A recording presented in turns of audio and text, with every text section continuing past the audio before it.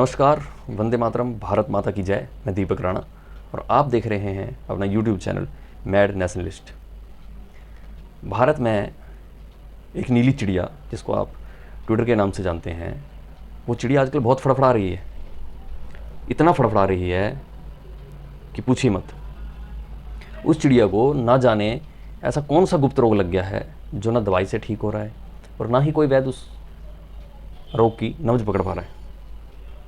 और अब ये गुप्त रोग इस चिड़िया के दिमाग में ऐसा असर कर गया है कि अब चिड़िया चिल्ला चिल्ला के कह रही है कि या तो मेरा इलाज करो या तो मुझे मार दो। अब हम ये समझने की कोशिश करते हैं कि आखिर ये गुप्त रोग है क्या और इसकी शुरुआत कैसे हुई और कब हुई। तो इस गुप्त रोग के बारे में जानने के लिए हमें इस गुप्त रोग की जड़ तक जाना होगा। इस गुप्त रोग की शुरुआत इसी वर्ष फरवरी माह से होती है, जब एक विदेशी मैडम, ये विदेशी मैडम जो हैं ये नाच गाने का काम करती हैं। तो ये विदेशी मैडम जिनका ना किसानों से कोई लेना देना है और ना ही उनका भारत से कोई लेना देना है, और मेरे को तो ये भी नहीं पता कि ये टीवी पे नाच गाना करती हैं या खेती करती हैं, और पता नहीं किस चीज़ की खेती करती हैं। तो ये मैडम 2 फरवरी को ट्विटर पे एक ट्वीट करती हैं जिसमें ये मैडम लिख रही हैं, why are not we talking about this #farmer protest. वाह वाह मैडम, विदेशों में एसी कमरे में बैठकर ये मैडम मज़े ले रही हैं, आनंद ले रही हैं और ये बताएंगी कि किसानों के लिए क्या सही है और क्या गलत है। मतलब ऐसे ऐसे लोग किसानों की चिंता कर रहे हैं जिनका किसानों से कोई लेना देना नहीं है, जो आज तक खेत में एक बार कभी गए नहीं। चलिए छोड़िए। उसके बाद एक और मैडम है, विदेशी मैडम, पता नहीं जिनको लोग चमचों की दीदी भी कहते रहे हैं, भैया मैं नहीं कह रहा, वो लोग कहते हैं। तो वो मैडम जिनका नाम मियाँ खलीफा है, मैं तो सुन के हैरान हो गया कि ये भी किसान है और इतनी बड़ी किसान है। मतलब ऐसी ऐसी खेती कर रही हैं, इनके खेतों में पता नहीं ये कैसी फसल बीज रही हैं और क्या क्या बीज रही हैं और क्या क्या उगा रही हैं। मतलब हद ही होगी यार। कोई भी उठ के आता है और शुरू। ये मैडम फर्जी किसानों के समर्थन में 3 फरवरी को एक ट्वीट करती हैं जिसमें मैडम लिख रही हैं, देखिए, what in the human right violations is going on, they cut the internet around the new Delhi. वाह वाह वाह, क्या बात है। एसी रूम में बैठकर इंटरनेट का मज़ा मैडम ले रही हैं और इन्हें दिल्ली में इंटरनेट के कटने की बहुत चिंता हो रही है, बहुत ही ज़्यादा। मैडम, दिल्ली में हफ्तों हफ्तों पर पानी नहीं आता, और जब आता है तो ऐसा पानी आता है कि वो ना पी सकते हैं। तो उसके बारे में भी आप एक ट्वीट कर दें तो बड़ा मज़ा आएगा। दिल्ली में इंटरनेट का कटना इनको मानव अधिकारों का हनन लग रहा है, लेकिन 1984 में जब दिल्ली की सड़कों में खुलेआम हमारे सिख भाई बहनों को मारा गया, उनका कत्लेआम हुआ, तब किसी को मानव अधिकार का उल्लंघन नहीं दिखा था, और तब बोल भी नहीं सकते थे आप। उस समय ऐसी सरकारें थी कि आप चूं तक नहीं कर सकते थे। ऐसा नहीं था उस समय सोशल मीडिया ये सब चीज़ें नहीं होती थी, उस समय भी था थोड़ा बहुत जो भी था, लेकिन आप उस समय बोल ही नहीं सकते थे, आपको फ्रीडम ऑफ स्पीच ही नहीं थी।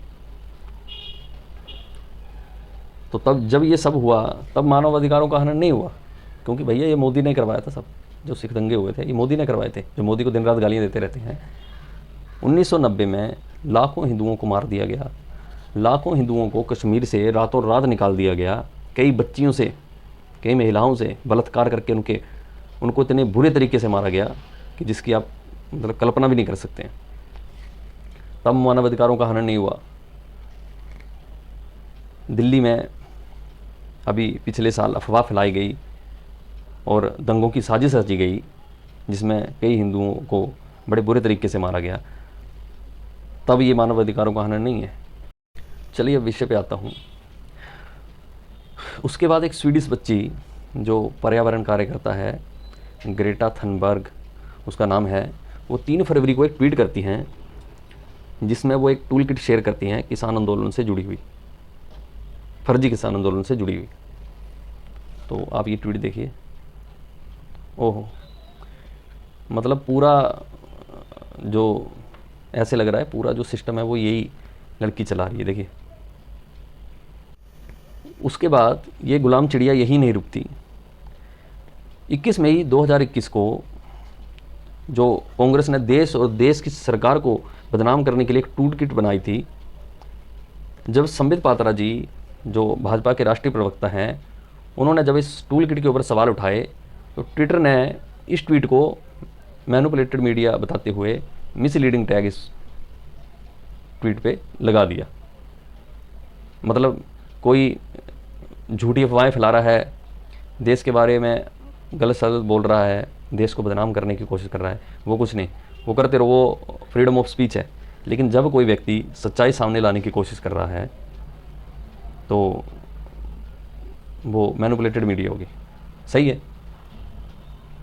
इसके बाद 5 जून को ट्विटर के द्वारा भारत के उपराष्ट्रपति वेंकैया नायडू जी और संघ के सरसंघ चालक श्रीमान डॉक्टर मोहन भागवत जी, उनके ट्विटर अकाउंट को अनवेरीफाई ट्विटर के द्वारा कर दिया जाता है और उनके ट्विटर अकाउंट से ब्लूटूथ हटा दिया जाता है।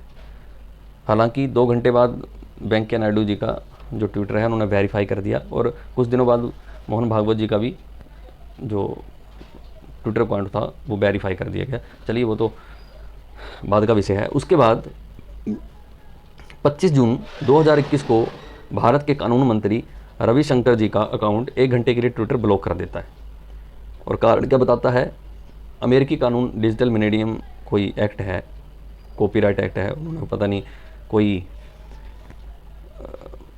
गाना शेयर करा था या कोई वीडियो में कुछ गाना बैकग्राउंड में लगाया था, तो उसका उस संबंध में इन्होंने उनके अकाउंट को 1 घंटे के लिए ब्लॉक कर दिया। तो मतलब ये मानसिकता देखिए आप, कितनी फड़फड़ा रही है चिड़िया ये। मतलब आप बात समझिए, ये टारगेटेड जो अटैक हो रहे हैं ये किस वजह से हो रहे हैं। ये नीली चिड़िया चाहती है और इसके जो आका हैं वो चाहते हैं कि ट्विटर पे एक बार सरकार खुले रूप से हमला करे और फिर ये लोग चिल्लाना शुरू कर देंगे, जी भारत में फ्रीडम ऑफ स्पीच ख़त्म हो गई, भारत में आप कुछ बोल ही नहीं सकते, ये हो गया, फलाना हो गया, ढमकाना हो गया। यार कितनी फ्रीडम ऑफ स्पीच चाहिए। तुम प्रधानमंत्री को कुछ भी आके अंडरस्टैंड बोल ले रहे हो, देश के बारे में अंडरस्टैंड बोल रहे हो, रहना तुम्हें भारत में है लेकिन प्रेम तुम्हें पाकिस्तान से दिखाना है, तो कितनी फ्रीडम ऑफ स्पीच चाहिए तुम्हें। इतनी आज़ादी भी अच्छी नहीं होती। उसके बाद अभी ये एक ताज़ा मामला आया है 28 जून का। ट्विटर के करियर पेज पर ट्वीट लाइफ सेक्शन में वर्ल्ड मैप होता है, जिसमें ट्विटर ये दर्शाता है कि पूरी दुनिया में ट्विटर का कहाँ कहाँ यूज होता है। तो उसमें भारत का भी नक्शा है। तो भारत के नक्शे में ये देखिए, इसमें देखिए जम्मू और कश्मीर को एक अलग देश बताया गया है, मतलब भारत का हिस्सा नहीं वो। ये देखिए इसमें दिखाया गया है कि जम्मू कश्मीर और लद्दाख जो है वो भारत का हिस्सा नहीं है। समझ रहे हैं आप। हमारे गांव में क्या आपके हमारे गांव में कोई व्यक्ति किसी व्यक्ति की ज़मीन में एक पत्थर रख दे, थोड़ी सी ज़मीन उसकी, मतलब उसकी ज़मीन में थोड़ा सा खुदाई कर दे या कुछ थोड़ा सा पत्थर भी रख दे तो लाठी डंडे चल जाते हैं। और यहाँ पे ये हमारे देश के किसी दूसरे का ही हिस्सा बताए जा रहे हैं। साजिश समझिए आप, इसके पीछे जो साजिश है वो समझने की कोशिश करिए। और ये पहला मामला नहीं है जब ट्विटर ने ऐसा काम किया है। इससे पहले ट्विटर ने लद्दाख को चीन का हिस्सा बता दिया था। पर चलिए कोई नहीं, जब कोई गुप्त रोग आता है या कोई ऐसी गंभीर बीमारी आती है तो उसका इलाज भी आ जाता है। तो इसी संदर्भ में इस नीली चिड़िया का मानसिक संतुलन जब ज़्यादा ही ख़राब हो गया और इसके अकाउंट ने जब ज़्यादा ही तिल मिलाना शुरू कर दिया, तो ये जो वैद्य हैं इन्होंने बड़ी चिंता करी। और ये जो हमारे वैद्य हैं योगी जी महाराज, इन्होंने इनके गुप्त रोग को पकड़ लिया और अब इन्होंने इस गुप्त रोग का इलाज शुरू कर दिया है। अभी पिछले दिनों लोनी गाजियाबाद मामले में ट्विटर और उसके अधिकारियों पर पहली एफआईआर दर्ज हो चुकी है। तो उस एफआईआर के विरोध में जो ट्विटर इंडिया के जो हेड हैं मनीष महेश्वरी, उन्होंने कर्नाटक हाई कोर्ट में एक याचिका दायर की थी, जिसमें कर्नाटक हाई कोर्ट ने उन्हें राहत दी है। पर कर्नाटक हाई कोर्ट के फैसले को चुनौती देने के लिए अब जो यूपी पुलिस है वो सुप्रीम कोर्ट जाने की तैयारी में है।